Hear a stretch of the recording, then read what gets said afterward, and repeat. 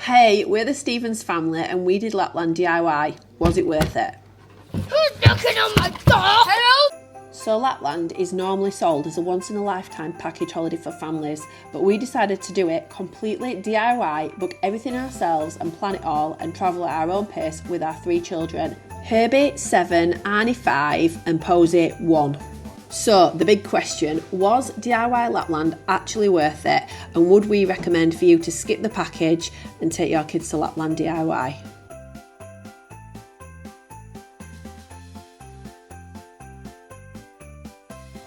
When we were researching, a 4-night package holiday was coming in at over £5,000. We booked everything independently instead, so the flights, the accommodation and the car hire, and we stayed for 7 whole days, which gave us plenty of time to take things at its own pace, do things nice and slow and fit in all the activities that the kids wanted, and even some that we didn't realise we wanted to do until we got there and saw what was on offer. So we hadn't booked the Northern Lights because honestly I thought the kids wouldn't be interested, but when we got to the airport Arnie saw the poster and was absolutely desperate to see him.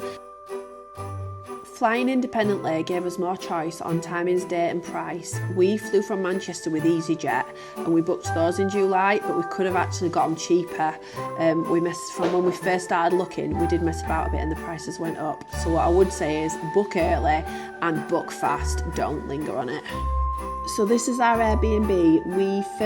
We booked this about 4 weeks before, but we had been looking earlier and again we messed about. It weren't his first choice, but actually it were lovely. It were really homely and it had everything we need, and I would definitely stay here again. It was in the middle of some woods and there was a ski resort next door for sledging, which the kids absolutely loved. Sometimes it was super busy in different places, so it was nice to be able to just leave and come back at a quieter time if you needed to. The kids' absolute favourite thing to do was sledging and playing in the snow, and because we weren't on a package we had loads of time to do that, and they were absolutely knackered on a morning with the time difference and all the excitement, so it was nice to be able to have a bit of a lazier morning and we didn't have to rush to get out and to get on to the next planned activity. We could just walk around and explore a little bit and take things a bit slower. And we're building an igloo here, which was something that he absolutely loved doing, and this was just straight outside of our cabin. It got dark really early, so it always had that like magical twilighty feel to it, and this is us just walking up the road to the sledging in the hotel next door. Posey, our 1-year-old, is all wrapped up here in a little pram, and I will do a thing on how to keep your 1-year-old warm because she was never cold and she never moaned. So don't let having a baby be the reason you don't go to Lapland. Driving in Lapland sounds intimidating, and for me it was, because I am someone that crashed the car in the snow and has always been very dubious about driving in snow and ice since, especially when like my entire family is in one vehicle. It freaked me out, I'm not going to lie, but Chad felt like he could do it, and so we decided to give it a go. It did mean that we had a lot more flexibility if we chose to drive, so we hired our car from Alamo, and what I will say is in the airport the queue for Green Motion was horrendous if you hire your car from them. We queued long enough, they were queuing for hours. Car parks were absolutely fine, they just had these little machines where you like download the app and just pay exactly like you do at home. The car had spiky tyres, so that had more grip on it, and it had this heater that you could set off, so it were all nice and defrosted when you went to get in it on a morning. There was snow and ice on the road, but the roads were really well maintained and everybody were driving calmly, and we really experienced absolutely no problems from hiring the car, and I wouldn't hesitate to do it again, and I would maybe even consider driving next time and let Chad partake in a little mulled wine if we were to go again. Posey even had a little sleep in the car, which was nice because she was absolutely knackered at this point. So to sum it up, driving was a lot easier than to be expected. It really caused Chad absolutely no trouble at all, and I would definitely do it again. In total, it was at least £600 cheaper, and we stayed for 3 days longer than the package. One of the absolute highlights of our trip was the Lapland Winter Park. We could get there nice and early because we'd hired the car. It were actually minus 25 this day, so it was really cold. But look how peaceful it is. The place itself is absolutely stunning. You do need to put extra time in to get all your kids tugged up when you get out of the car. But you can see, compared to like some of the tourist places where the big trips go, it's so peaceful. All the staff were absolutely amazing. They had time to talk to you and help you out. In fact, I will say the staff here were the best out of anywhere we experienced. They were so helpful even when we'd booked the wrong thing, which we'll talk about in another video. This is one of the longest sledding routes, and you can see how quiet it is.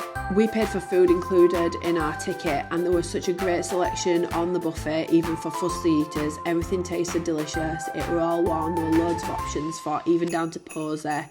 I really enjoyed the food here in the Lapland Winter Park restaurant. We didn't actually eat out a ton while we were in Lapland. We did quite a bit of cooking in the house. We always had breakfast in the house in the morning because it was just nice and steady. We went to the supermarkets, which were quite fun to have a poke around and see all the different stuff and let the kids pick what they wanted to try.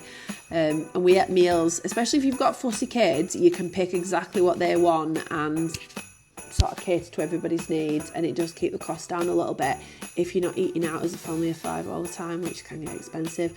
We also took marshmallows in his bag, so we could toast some of the fire pits, and you've obviously got to sample a McDonald's. This is ice skating in just a beautiful little cafe in Rovaniemi, which we just walked down to, and it was really quiet. The kids have got loads of space so they could actually learn how to ice skate and fully enjoy it, compared to some of the tourist ice skating experiences, which were super expensive and super cramped. It's actually the third time I've took the kids ice skating, but it was the first time they were able to fully master it. That gave us the confidence to book skiing at the local ski resort, which our cabin was right next door to.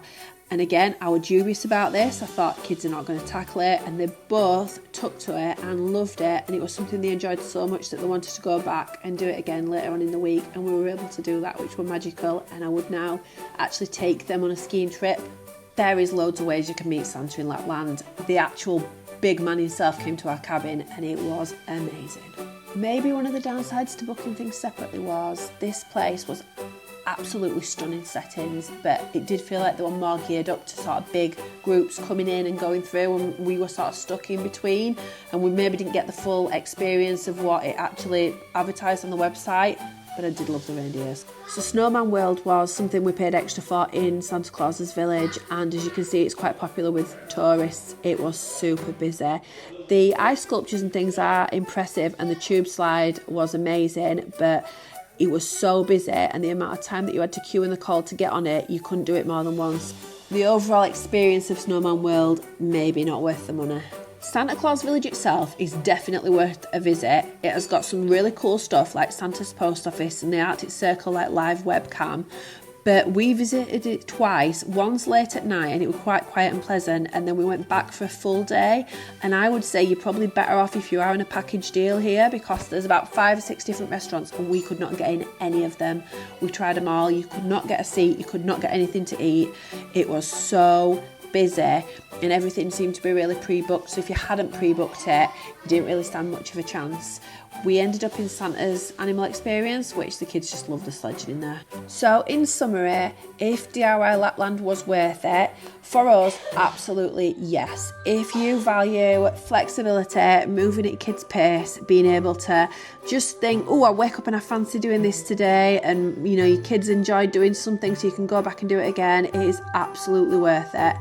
It's a little bit cheaper, you get more time for your money, and I will say I did purchase all the kids' clothes before we went, because if you book on a package you do get the clothes included. I will do another video on sort of what I bought and how we kept them warm, but on a whole, yes, it is definitely worth it to book Lapland DIY. On the flip side, if you do book a package, you have got a rep if anything goes wrong that you can go to. You do get all your clothes included, and you get a little taster session of all the magical things to do in Lapland in a planned out itinerary where you don't have to think about it and you can just go and enjoy it. So if you've enjoyed this video and you want to see what we got up to on every single day in Lapland, the link is in the description. Thank you for watching. Bye!